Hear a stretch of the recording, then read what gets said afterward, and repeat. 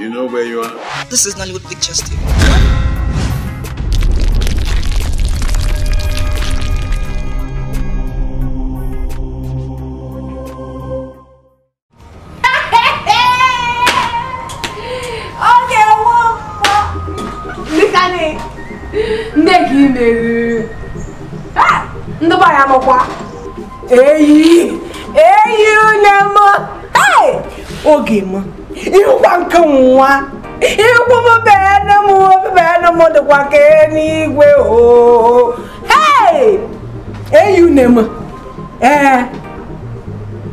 Ego maguro yeah. Ego magakwa.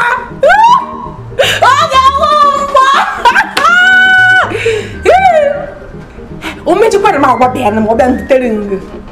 Ene mo kwa no. Eyi, wato ma. Okay, oh. Nso gwada. O meji na nka akpokwa ya, nkpokwa ni ye ya ma deze. Ekwentị go, mụ na ya kwuo. Oge mama. Abụta. Ei. Ngwakaru. Ani kama dia di buanu. Ei, ngwakaru mụ chukwu ma kwakwa ya go. Ngwakaru do wamma. Do wamma. Oge wamma. Madens. Awa, Kumba Felix. Awa. No, Kumba Felix. Very, very sorry for that inconvenience. Sorry, don't let that name be carried down. I want to know because he doesn't see me talk. Shutting my hand, bringing my leg, tell him. I said, what's the problem? The problem? Go help me. Awa. Benamo. Oh no, you mechuko no nata. He never talk. He never talk my vein. Uga, he never tell him. Now you want to know myself. If he go good something for me, what I do? Topama. Amani he go ngwa jeba. O mechuko na make o weri he na-eme kanwa. So to. You never understand now. Ush. Awa. But I say you tell him who never. Never hear you. Chiko wafo. Atokwa no mo. No go be no piampara am biko. Osuno ogun.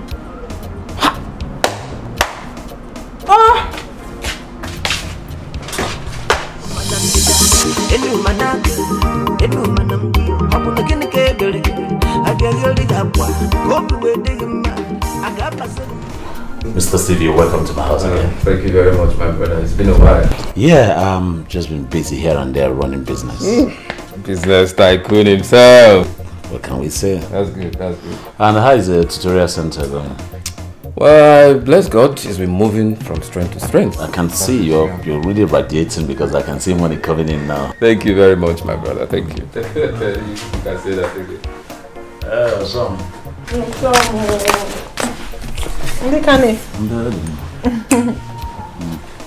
Steve, that's my wife. So, Mr. Steve. Hello. And say hello. Kaduno Lubeke. Oh, come be na agwa. Eweni iwu nemu. Hello. Aka mma na hello bu nkere no Lubeke. Biko kweke. No problem. Mr. Steve, bu professional. Professional bu onye mara alụ ọrụ ya ọfụma. Dey ona. Ọ na-akụziri ndị mmadụ ka esi asụ Bekee. Oh, what teacher? What did you no? Thank you. No. Akpọrọ m ya ka ọ bịa kụziere gị ka esi asụ Bekee. Ndị mba kpara. Anya kpara akpa. Ishi ntiri meji dito m nwa. Ibe kụziere m ka edoro asụ Bekee. Ịma na onwe ihe mmadụ. Nrashi m mbịa sụọ Bekee. Mama asị. Some get open maka ọdịmma mụ na gị. Ịbịala anyị ndị mụ na ha na-emekọ biznes azụkọ ahịa ndị na-asụ Bekee, ndị mụ na ha ga-eje ụka ndị na-asụ Bekee, ndị mụ na ha na-aga pati ebe ha na-agba egwu ndị na-asụ Bekee, ndị mụ na ha na-aga sports club ebe a na-eme sports ndị na-asụ Bekee, ndị akwụkwọ ndị ya ndị oyi Achom ozie gị pụọ ebe ahụ echi. Ya dịzie ka nwunye m oyizi azụ efe. Cheken.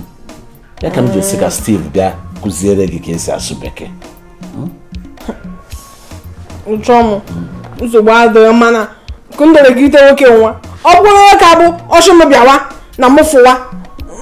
Memetekwa na ọbara m mba. Aka bịakwa na wa achọrọ m ka akparị m. So, gbara. Ama m na mmejọra mụ na ga-akpa ya akpa. Ma gwana m agụta elementary. Nsogbu anọ. Ịma ka m si kwuo na mbụ na Steve bụ professional. Professional bụ ọ bịakwa ọ kụziwere gị ya. Ọ bịakwa na-asụ asụsụ ba ya. Ọ ga-asụ asụsụ ba ya. Asụsụ na Igbo, ndị ya asụkọrọ Igbo. Mana agaghị na-asụ n'Igbo ma anyị pụọ na-apụọ nọ. Ihe anyị nọ na city. Obodo ka anyị nọ. Ọ bụrụzi n'ime obodo, ime ezi ụlọ ka anyị nọ. Ihe a obodo town. Ya bụ Steve bụ professional. Ọ bịara ọ kụziere gị n'Igbo, ọ kụziere gị n'English. Ịhụ ọ na-adị smooth, ị na-aghọta ọsịsọ. Ọ ga-eghọta gị? Chọm nsogbu adịghị. Ị na-akpụkpọ aka m eme. Na ahịrị nga n'ahịa. So Mr. Steve, this is my wife and we love each other so much. So I have told her and I've explained to her what she needs all the time is explanation. Okay. So you can start tomorrow. There's no need wasting time. Okay, tomorrow then. Good. I should be on my way. No, just hold on. Let's get you something to drink. Don't bother yourself. I'll take you some other time. You sure? All right, my brother. I'll see more of you. All right. Thank you very much. Hey!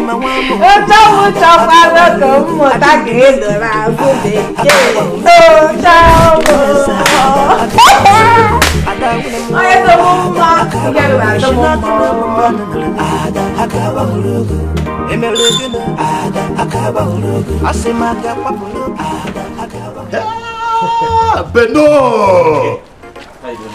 My guy, how are you? It's been a while. Oh yeah. Where did you go now? Well, here and there. I've been calling your phones, but we're not connecting. Oh yeah. That's true. That's very correct. I actually went to the village to see my parents, who I've not seen for a while. You know, because of work schedule, I've not been able to travel for some time. Oh, Ben, how are they? Oh, fine. And I also picked myself a wife, a lovely one for that matter. Ben? Yes. You are now a married man. Of course. Wow.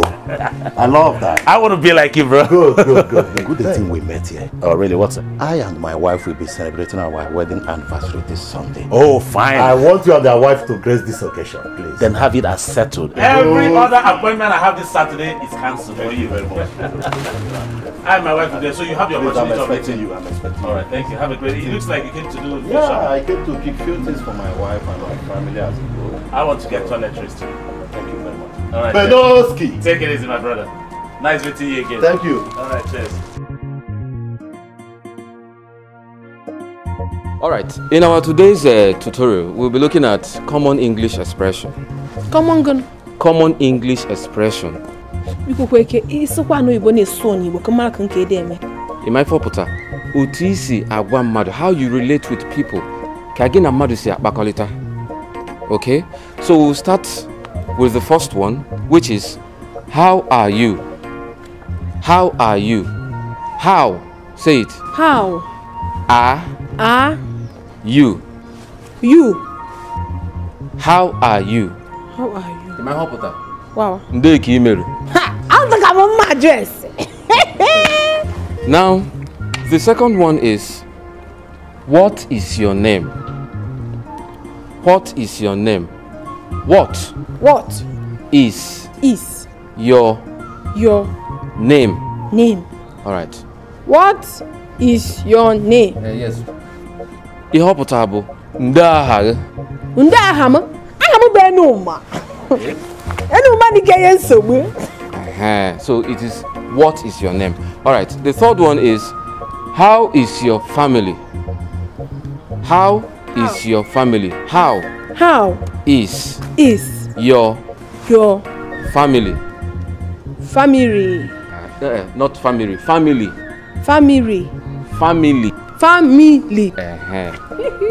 How is your family? Say it. How is your family? My hopota. Nde maka ndị be gị.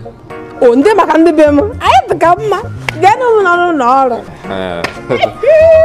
Ana m nkụ mana amụ akwụ. Eta mma. So, So the last one is, where are you from? Where are you from? Where are you from? Where are you from? Where are you from? Where are you from? From, not from. From. From. My hopota. Where are you from? My hopota. Ndebisi. Akotara mudi. Oh, but you didn't kotara.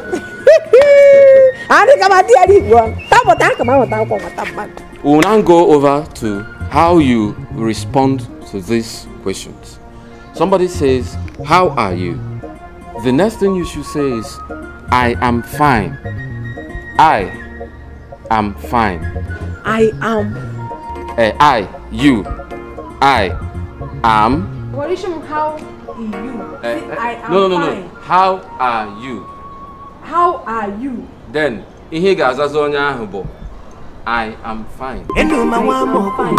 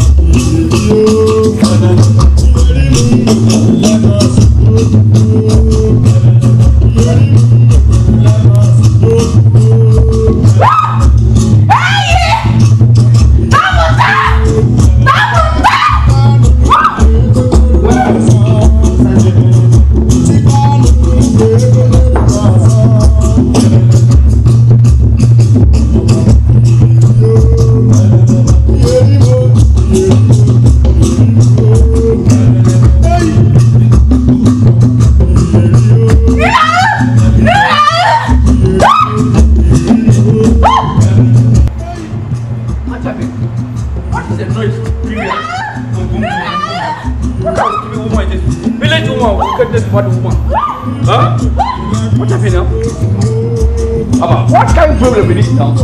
Which kind of one what kind of book I go here? Huh? This is very well. And I go dance more before I go for it.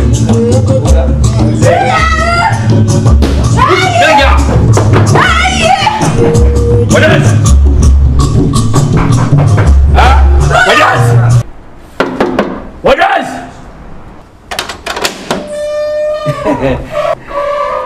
Wadam. Yeah, oya was someone. What do you mean? They woman. They couldn't so. You know what Dikeh day home where him is want to know if I will do something for me. And you know, he will know how very pure what me. Talk one. And come out here, you won. All gonna be here one. No problem, not Yaparam. What do you came? What home on day home? Come on, English, you know, go speak. Now, may go speak English. Not to speak Igbo.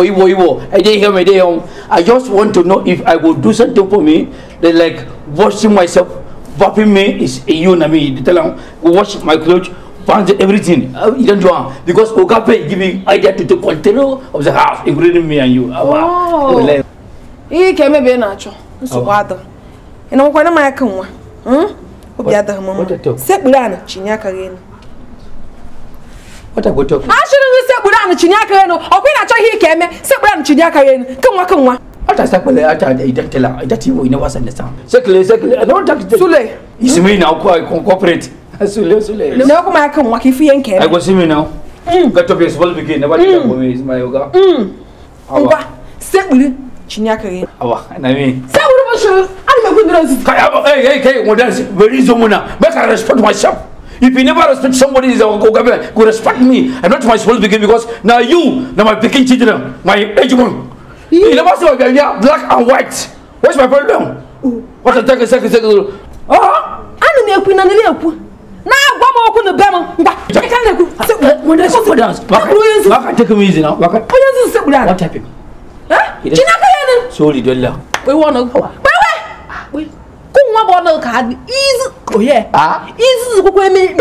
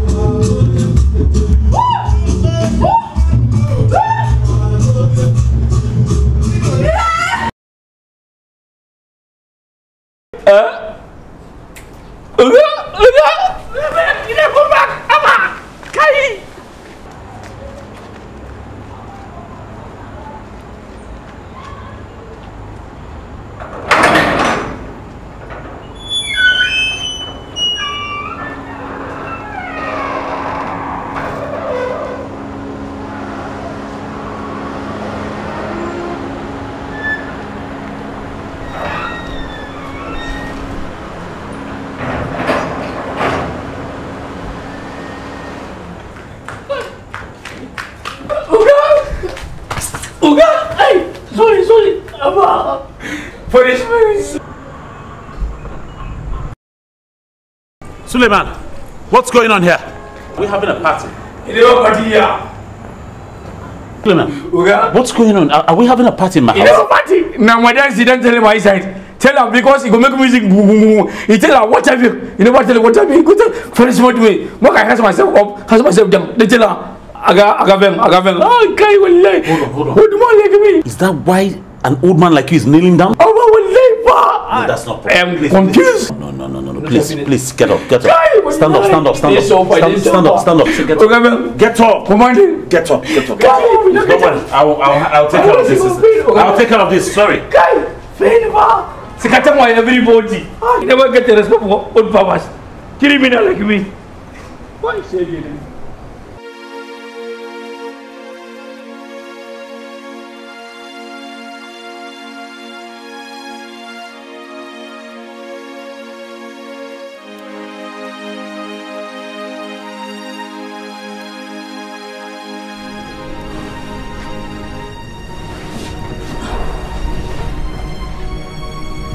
Uzom. Must she have gone to now?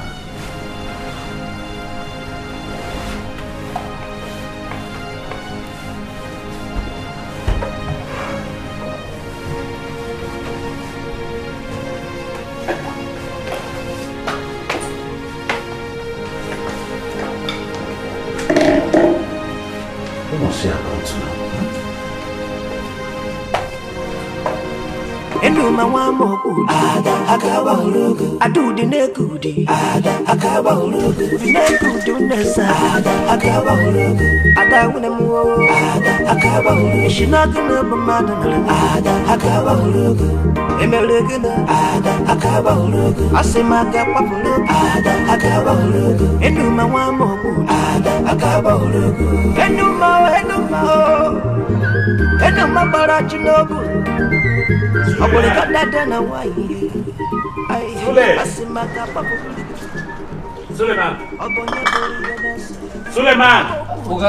Suleiman, did you see my wife? Everywhere inside the house and she's not there. Good afternoon, sir. How about Oga? I never know. I come out outside. What do you mean I never see? Where is my wife? Did she go out or something? I never know now, Oga. So is something wrong with you upstairs? It's not wrong now, my stairs. How would you allow a woman who barely knows nowhere to just walk out of the gate without the contact address of where she's going to? Felix, I'm very sorry. I never know now. I tell them why they come out or say why they go. I go push me come out or come out here. And then come out outside. I never stop me now.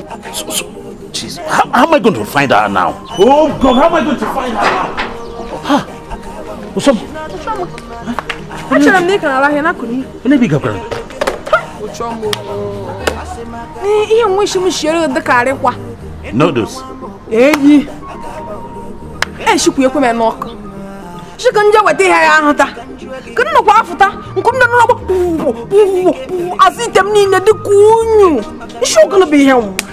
You shouldn't do what them are done. Just Bamba, you don't need this. You don't need sun to watch the pot. You can hear Suleiman or Sana Giavite. It did just sit in. Enuma. Yeah. Ezinwa ona bu o chekwa ma make one o were sawi hu ya ekeke me drabona na Subada amam na me si mana enwurite ndị anzo azụkwara m ihe eji asite ndị ọcha rụpụtara ndị bekee rụpụtara ọ dị n'ụlọ biko uche ma nwata m ihe emere m ihe ọjọọ na nshike ndị ọta na nkeja sara ụchọ m ite ayo me ihe ọjọọ mana bịa ka ndị gosi gị nke ahụ eji asị n'ime ụlọ will you shut up your mouth you stupid mba Suleiman take care of this sound okay go take care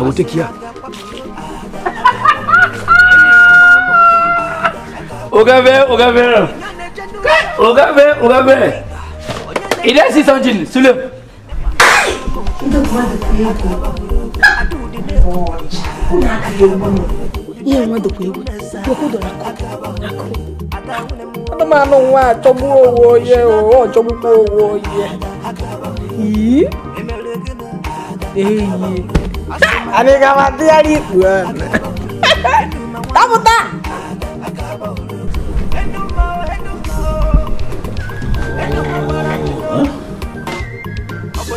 Why won't you some leave this TV alone? Huh? Let's sleep like married people. Anyway, I can understand. I've not been used to this kind of life. Maybe I'm convince her to see if she'll come and sleep here. Son, what are you doing here? Some energy here do that. I got a kilo yo. Eh? People can't go no any interest. How about kill each other? Osama, you must reach Walker. I need to hear one know so that we can go to the early service. Who can I be do early? I get joker early. Oh, Kunjoko. I need my joker. Oluquechi, Joko and call honey pitch tell you. Some check good dear. Mokoramuna give dinner we. I need he cosuna together. Oh, someone will boy actor. It's the cat of mother. We could wake up and get the more on game. And I will come milk on an abia and Rabbi or a former. At the Mona Bawaz, you could wake up chum. Jana wood. Marmage and younger. Hey, I beg of. Osonka. Oh, chum, not who I haven't clear you. Take you some say all the goody no. Company Ukuma, oh, chum of no, governor, you must want to name me. And you come out there, you know. Not who I do. Hey, oh, God. So I like Ukama. Hey, you and the man don't want to go.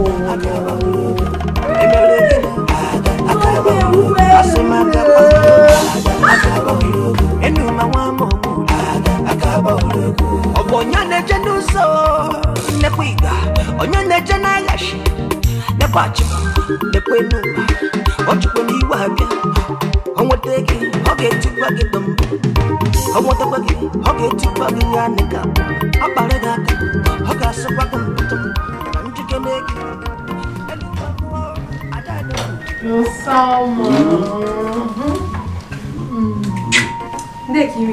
Madam. Okay, so bad. You should come here all. Your breakfast is a lady. Some young women office star carry. You need to be up also. You have breakfast. I have mecha you come. No, you're not welcome. You mom, you shouldn't hear you. I be sure you. Can you see this? Can you hear me? What you shouldn't come in? Hey, young sister. You can 5 o'clock. You should be a akaji. We want to go back and walk up in the show. Come on, and no one. You go motor. Oh, you made not start like I wanted here.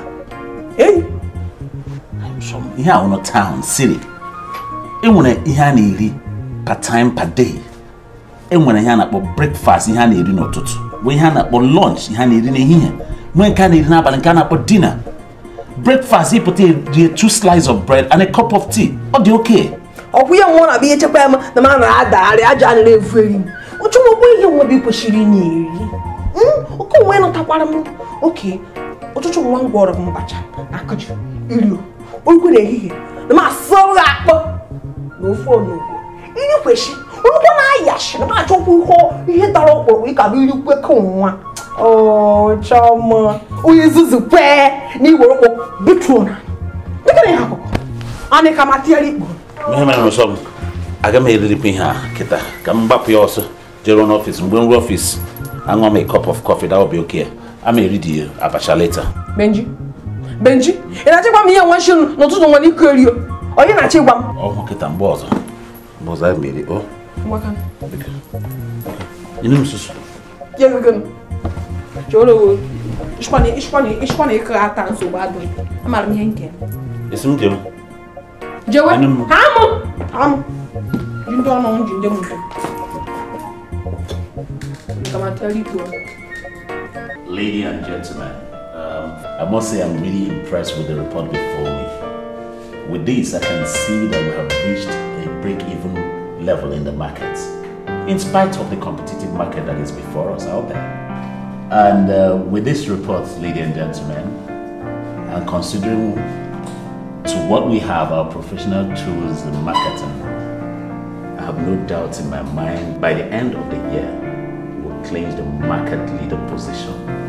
Congratulations.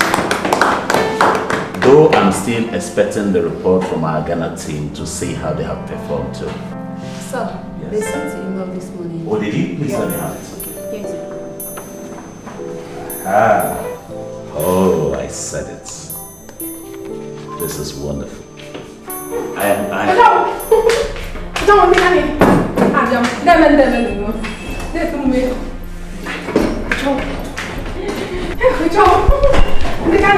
What are they born before you are here? The guru comes in on a meeting in Tikarabata.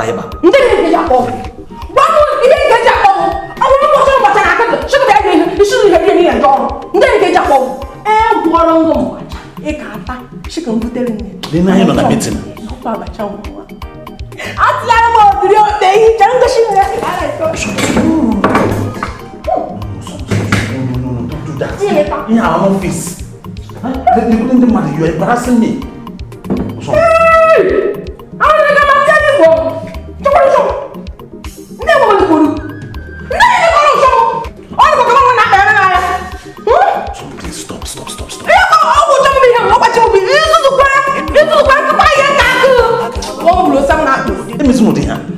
Please don't come here like that.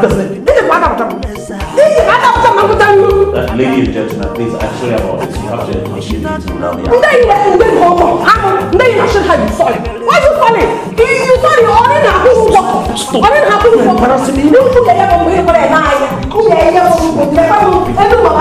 Just leave this place. No, you don't do that. Give me that man here like that. You're going to do this now.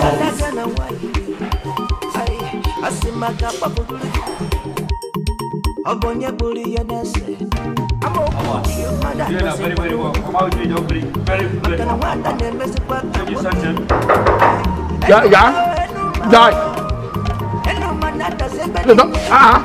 I'm eating and I don't want to go here. It's too much. Because I'm working, disturbing me.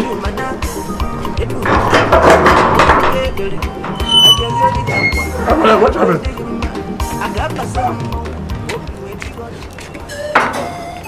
Madash, what happened? What happened now? I'm going to die. We didn't do. Who are my troubles? Tell me, let me destroy me. But that's Maka. What is the matter? Yeah?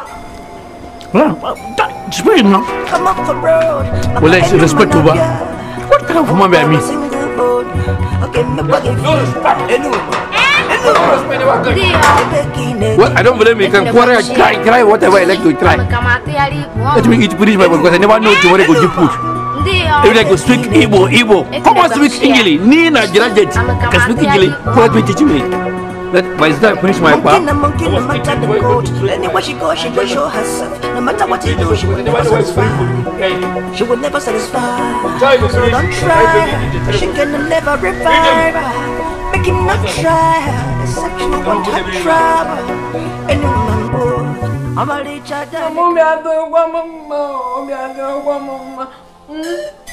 Wow, I can't go now. Oh, he may be. You will never. Agwara m abata nwa m wee tinye adịrị azụ abacha nkwara aka wee gwụọ ihe pagara abịa nne m n'ụlọ ọrụ ya ihụkwa ka bee nne m jishi m nawa obi afụgbuke m ewe ma ewe oke enugwu o aka mana dịghị ikpe ọgwụlọ mgbe ụmụ nwoke nchụchakwa ego nata ahụ a na-atakarịcha ha n'ọkwa na-achụtahụ ya bụ ego ha chunde ego anatakwa na-achụta ha ego ahụ onye jeele asị ha nnọọ gara eze gakwasịghị n'ọjị n'igwe ihe mere enugwu o ya abịa ihe kpatara ya bụ ya na ndị ọrịa nọ eri o onye gbasara m ihuwe ọ nọ n'ọlụ mgbe i jiri bịa n'ugwe n'ihe mere enyere m nsogbu ọgwa ndị m njere ihe ya na di m hụrụ n'anya mere m ihe nwa ịgwagodochi m na wa ege m akọchi ihe nwa mụ na ọ na-ekwuke n'ihe na anyị na-ekwu ihe na enugwu mma achọkụ mechi akpọ gwa okwu enugwu o gwagwa o ọgwa bụ njiri gwakọrọ gị ihe nwa o wee gwa onye ọzọ wee rụwa m nwa na-abụ ego nna m biko kwee ike gbatakarị m ọsọ ihe m aka maka benu mekwa ihe nwa o mere ọzọ aka m anata agwa anyị aka m anatawa ime ezi ma gwa o erigwekwa ihe n'ime eri ihe ọbụla ịkara ihe iwe na-enwe m ndị ego nke na-eri ihe ebe ụchọ m mere m ihe nwa agụ anaghị agụ m ndị ka ị na-eme ewu ndị dị gị iwe oluo nke ịkwụba agụụ mma akwụkwọ ngụ nkwa mma ajụ ya ajụjụ jụkana ihe o ji mekpa ụda agwa enugwu nna m gwakwara ma ọgwa bụ nji gwakọrọ gị ihe nwa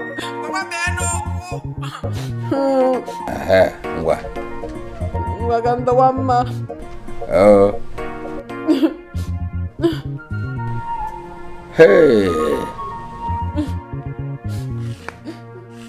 bụbụ anụ mere ihe nwa ngwa na-atawata mmadụ ndị mgbe benji ọgọ m nwoke mụtara ịkpachapụ nwa m ka eso ihe ewe mere ọdụmma ọgụ bụ nna ajụ ihe ewe mere ọdụmma ị na-ajụ ma mbenji achịghị ihe ewe mere ọdụmma ị na-etinye ọnụ n'okwu okwu na-esa nwatakịrị na-etie ọ baghadị uru na m tụpụwara ọnụ maka onweghị mgbe gị na nwa gị nwaanyị ji achọ ka ntinye ọnụ n'okwu unu na-ekwu ma ọ tụnye ero ị bịa ịjụ m kịta ajụla m ka ihe na-ajụrụ ndị ofe gara aga achọghị ka itinye ọnụ nke nwa chọrọ ka itinye ọnụ ndị ihe bụ uche gị onwe ihe m na-ekwu ajụla m ị na-ekwu hụ kpọkwa isi na ala weghala gị achị gị kpọọ isi na ala weghala gị na-ekwe agba Enuma wamo adu di neku akaba hulugu di neku di unesa akaba hulugu ada unemu akaba hulugu shinagina bamada akaba hulugu emelegina akaba hulugu asimaga papulugu akaba hulugu enuma wamo akaba hulugu enuma barachinobu Aboleka dada na waye ay asimaka pafudulugi Obonye buri yenese amoku di mada no se kwanuna Makana wata nemese kwa kanwake How are you? I never okay, but I don't since I go to myself. When I come back here this afternoon, I go tell her what happened. My face was very bad, I was crying. I tell me what happened, Maka. I tell me because I am in control of this place. Tell me the problem. I go push me come off the road. I tell her, mother, you never hear. It's because of the injury, you never hear. I go tell her, go to myself, just go down that place. See, that tells that now, you never eat anything. Okay, what happened now? I never understand. But have you been able to arrange something for yourself? Well, I try myself. I don't come out to find something to go eat. I go to Mama Jo, you know, now that's the woman they sell akpa. Okay. Then get something for the film and say, you know now. Alright then. Sorry about it. I'll sort you out later, okay?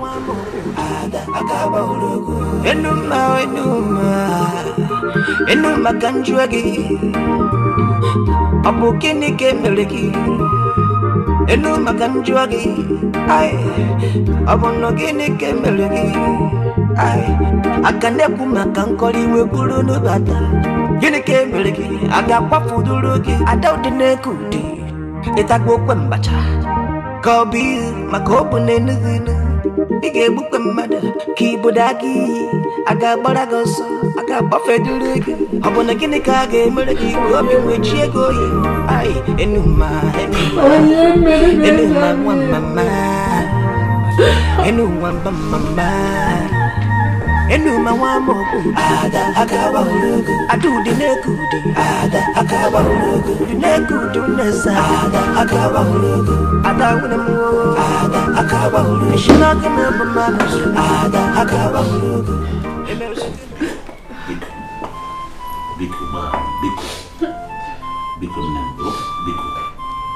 Biko.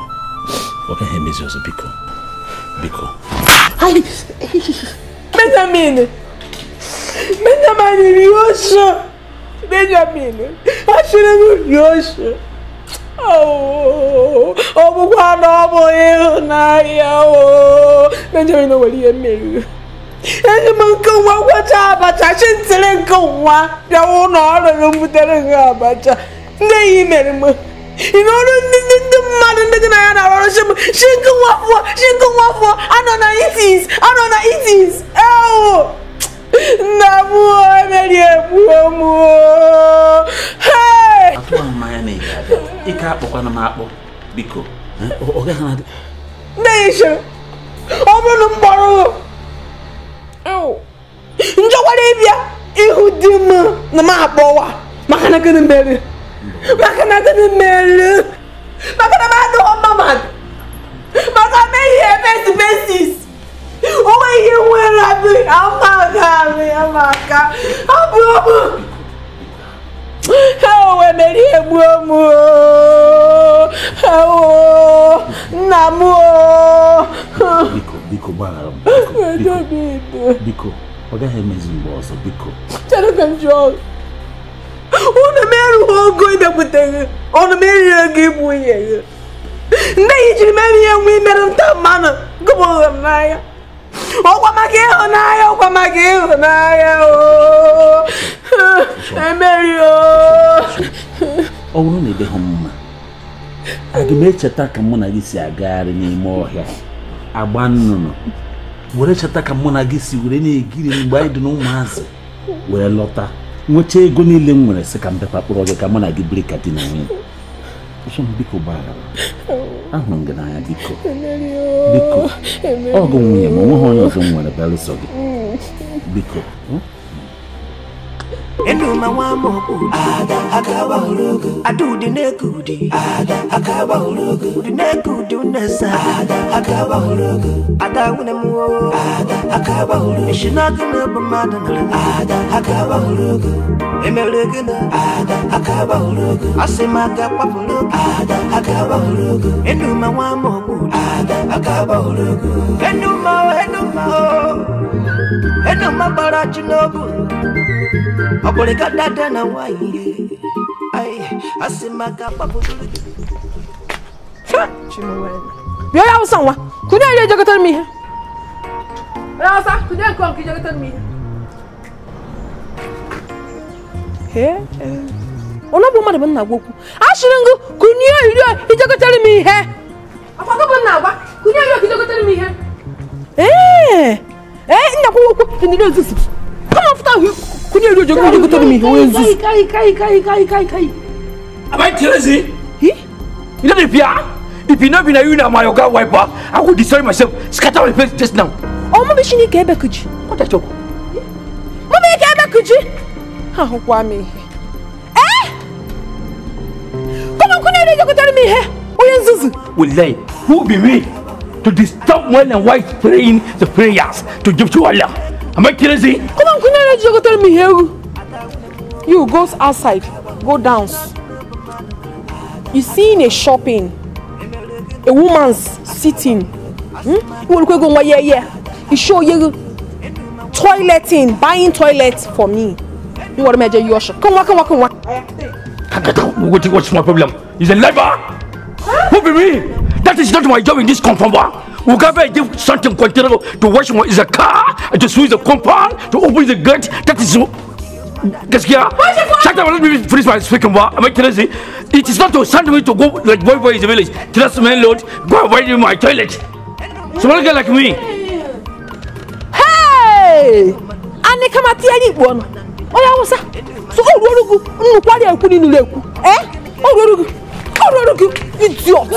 Oya ala. Wallahi tell shege this Enuma is trying me ba. What I don't do? Scatter my kettle ba. To pray to Allah, I will see me. If not that I know myself, just now I will push my garage, scatter my face bar. Let me come. I will show me something this afternoon. You go see. You never fear. You go near us. Yeah? What's one? Wallahi, Kai, Enuma. Don't try me, Enuma. Wallahi, don't try me. Don't try me. Akme go shiwo ye. Akme go shiwo ye no mabo. Akme go shigo oye no mabo. Ngwa.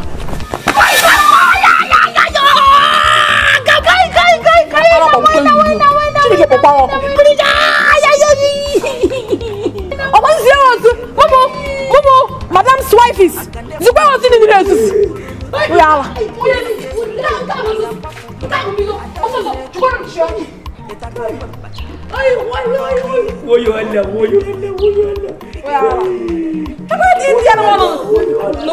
I don't know. No, I never ready. That's gonna be never. It's not fighting now.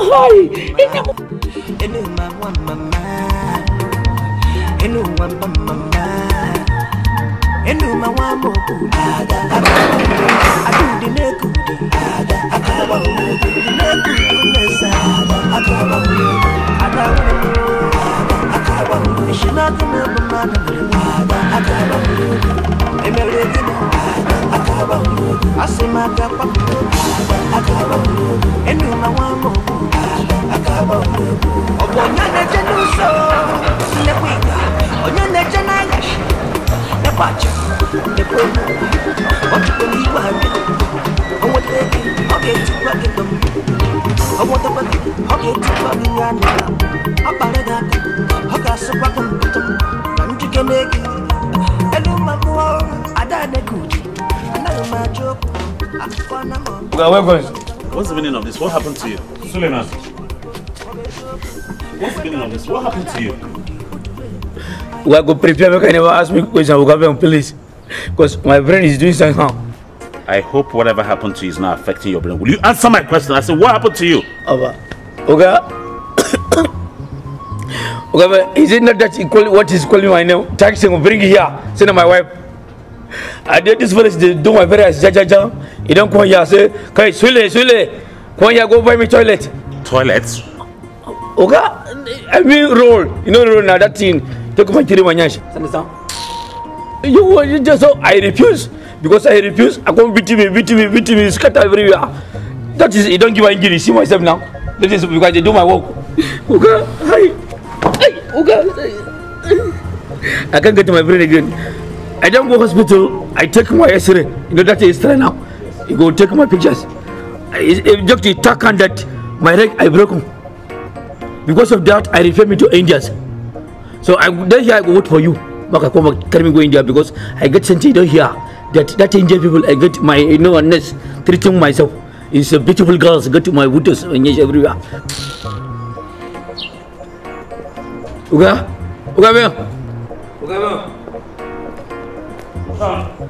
I give instruction. I tell you what you Uga it's not concern me. If you like, I go inside, come back, I go take me to hospital.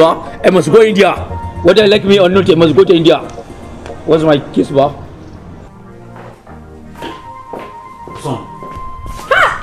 What Okay, don't madejo. Deki meri. Odema. Gini na esere gila Suleiman onye gate. Uyara. Uya bi akpapanti. Ozo nge ekwenti ke mako wori ihe mere kan nwa do njo. Nshikpawara mo. Obu na toilet ne don kan man agwo. Nwere me goje kula shebi kokwe ki unemo. Je go tekere mo toilet. O wori ho jo mmeri. Waka. Shimagana no ngeje no nkan mabo na ano nde. Ojikwe gba nnano nwa ajikwe wefe. Nshikwa na ogobu na-eche nata. Otomo orukwe mgbe anụmanụ nwa get left this house. He is going to be a lefting of this house in. He is a lefting of this house. I finish. Sorry. Okwe Suleiman. Onye ugwu ko. Ụmụnne ndị ugwu anaghị ekwezi arụ ihe gate. Maka ihe na-eme n'obodo anyị kịta onye ha chala be ha. Ọrụ na Suleiman lawa. Onye ga-anọrọ anyị na gate. Onye ga-emepe ma mmiri sowe, onye ga-emepe ya n'abalị. Onye ga-agbanyere anyị generator som. Ọkakwa memewe. Na ma emepewe guwe gate ọmụ guchiwe. Ndị Igbo onye egupe. Wori ho ma ndị ogupe kwa kan wonde ọkaka wewe. No ọchụkwa wụrụgbagoro ọshụrụ gbada. Ma mara m ihe dị ka nwa. Chọ mbi kuwe makwara ike eme maka ya. Ọ bụghị na ndị arụ shọrọ ya na ndị ya. Ọsọ. Biko, onye ide were agụ na agụ. Usamo! Okay. Esse é para mim, Renato!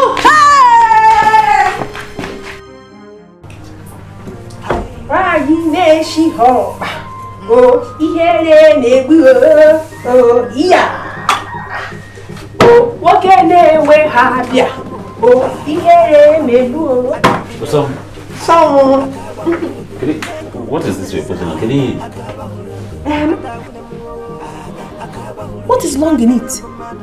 So, I want to hear my name now.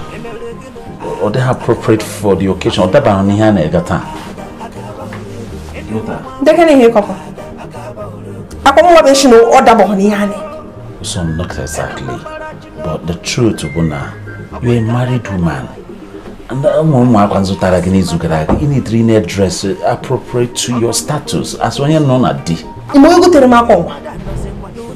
Uza amaka onye nwa ibu n'obodo oyibo mgbe na joye na tarụ na ahụ gara aga mgbe ọ chịtara m akwa nwa ijikwa n'ime ejikọ nwa fọta uwe obodo anụ na-etuma shimenu ma na ede n'ụdị shi na ịhụ ha n'anya na ịlaik ha akwa m biko kwe ka amaghị ome ihe kọkọ Usom animals not them manipulate is dress now.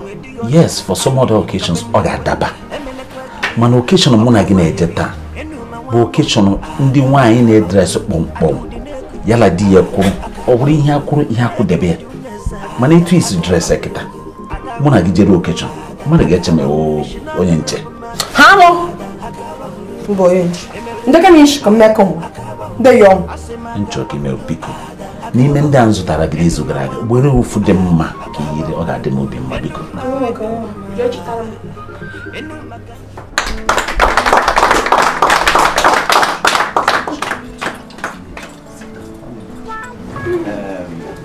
Hello, how are you doing? Meet my wife. Hello, madam. God bless you. Congratulations. That's my wife, Enuma. Oh, your wife? Yes. You're welcome. You're welcome. Yeah, honey. That's Mr. Okereke. This is Mr. Okereke. Welcome. You're welcome. Welcome, sir. This is Mr. Benson, very good friend of mine. All right. Benson. My brother. Welcome, sir. Welcome. You're welcome, bro. Another good friend of mine. Yeah. Welcome, and sir. the rest of them. So please, ladies and gentlemen, keep enjoying yourself while I see some people outside. All right. Thank you very much. Honey, thank you. Go and bring the food. No problem. Yeah. And you? Share the drinks. Please give it to my wife. I don't man. Sorry. I'm gonna.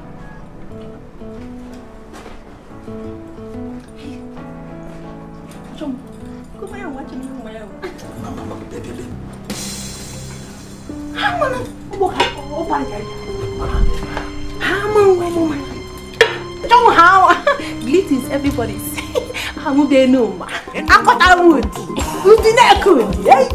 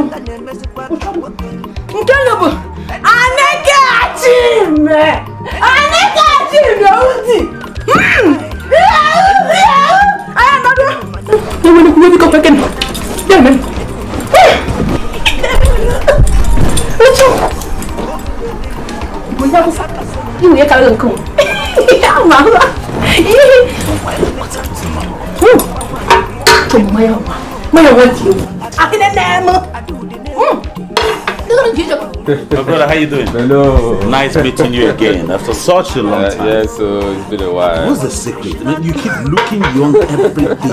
It's good, my brother, it's good. Nice meeting you after such a long time. Positive and business. Exactly. Jesus, what's that?